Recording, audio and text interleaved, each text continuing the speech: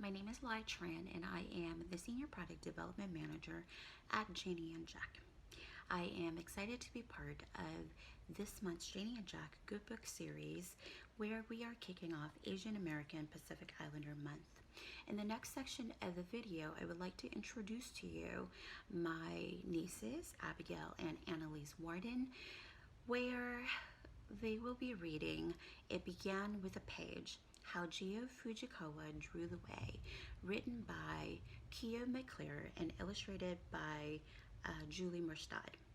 This book resonates with me in so many ways, but mostly I am drawn back to the memories of when I first came to America as a refugee with my family.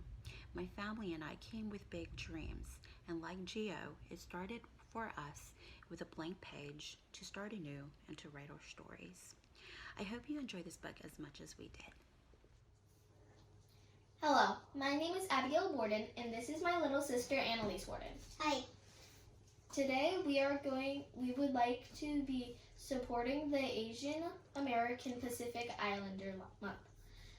Today we'll be reading It Began with a Page, How Gio Fujikawa Drew Her Way. It began with a page, How Gio Fujikawa Drew Her Way.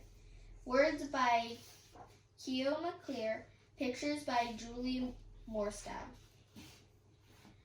It began with a page bright and beckoning.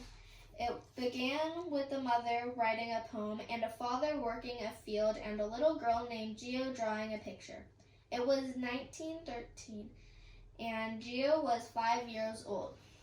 That morning her mama said, "Ohio, sleepyhead, it's going to be a busy day," and it was. Right until nightfall, Mama's friend had come and they were full of talk. We sailed to America with our best kimono to see what we could be.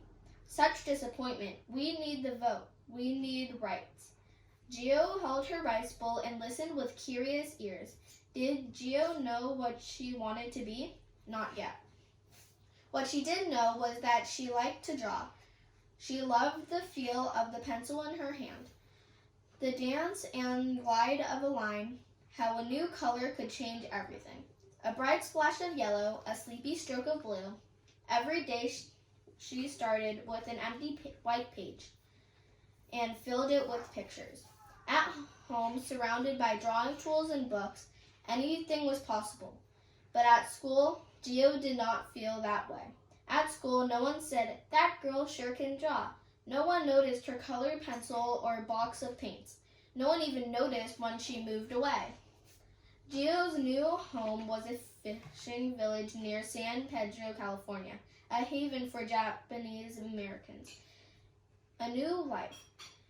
Roaming with her friends, Gio felt weightless and free. A fairy ride away at her high school, Gio sometimes still felt invisible among her mostly white classmates. But her drawings caught the attention of two teachers who was the girl whose eyes missed nothing, who could sketch rivers and boats and birds like a dream. Miss Cole and Miss Blum saw the energy in each line of her drawings. Gio was too poor to go to art school, but Miss Cole found money to pay her way. Gio was nervous to leave her home for the buzz and bustle of downtown Los Angeles. Not many girls, and even fewer Asian American girls, went to college in 1926, but Gio was determined. She sketched statues, flowers, and faces. Her sketchbooks filled up one after another.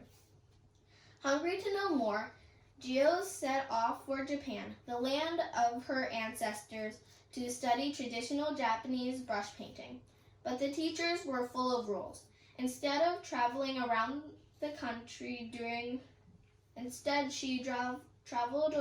country doing her own learning. Wood blocks, carving tools, inks made of soot. She lost herself in the prints of Hiroshi Utamaro and Hokusei, and floated in a beautiful sea of kimono. Travel fed her dreams, but back in America, it was time for her to earn money. For the next few years, Gio worked long days painting murals and drawings for magazines.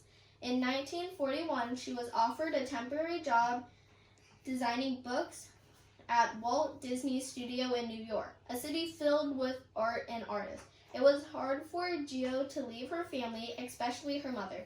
Little did she know things were about to get harder still.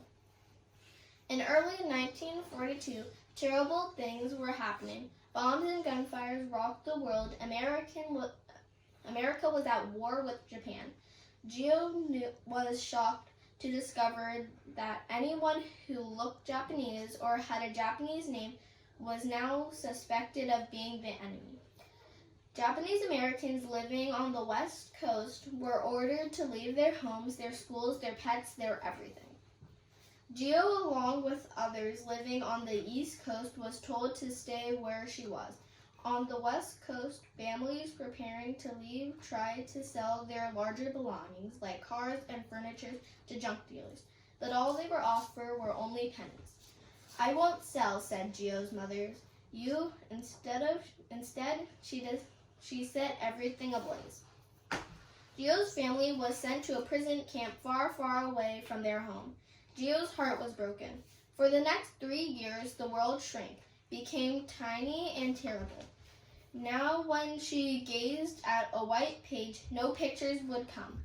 Gio mailed her family letters and sent gifts for her new nephew born in the camp, but her heart would not mend. Eventually, Gio began to draw again. She drew to keep her worries still and to save money for her family would need. One angry stranger saw her as the enemy. Drawing comforted her. When the world felt gray, color lifted her. She wondered, could art comfort and lift others too? When the war ended, the Fujikawas were released. With no house or savings to call their home, they had to start again. For Gio, the next 15 years passed swiftly. There were stamps to create, store windows to decorate, a children's book of poetry to illustrate. There were 2 poodles who needed loving. Now, when Gio walked around the city collecting ideas for her pictures, she began to notice little changes around her. Still, there was so much that hadn't changed. At the library and bookstore, it was the same old stories, mothers in aprons and fathers with pipes. In the world of only white children, Gio knew a book could hold more and do more. A book, she told her poodles, can be anything that anyone imagines it to be. Gio knew what she wanted to do.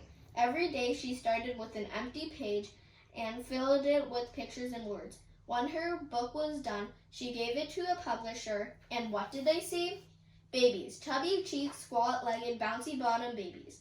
Naughty, nice, oh so busy, toodle-crawling babies. But the publisher said no. No to mixing white babies and black babies. It was not done in early 1960s Americans, a country with law and separated people by skin color. But Gio would not budge. She closed her eyes and remembered all the times she had felt unseen and unwelcome.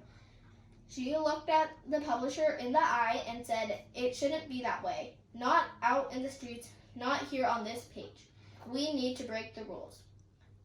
Then she waited for them to rethink their decisions. The babies waited too, and waited, but babies cannot wait.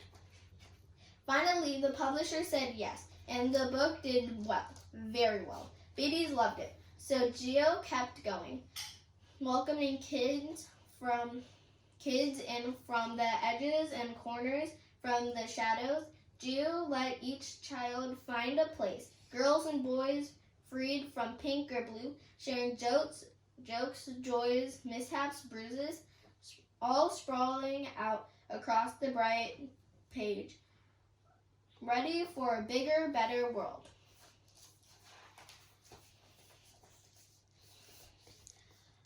The end.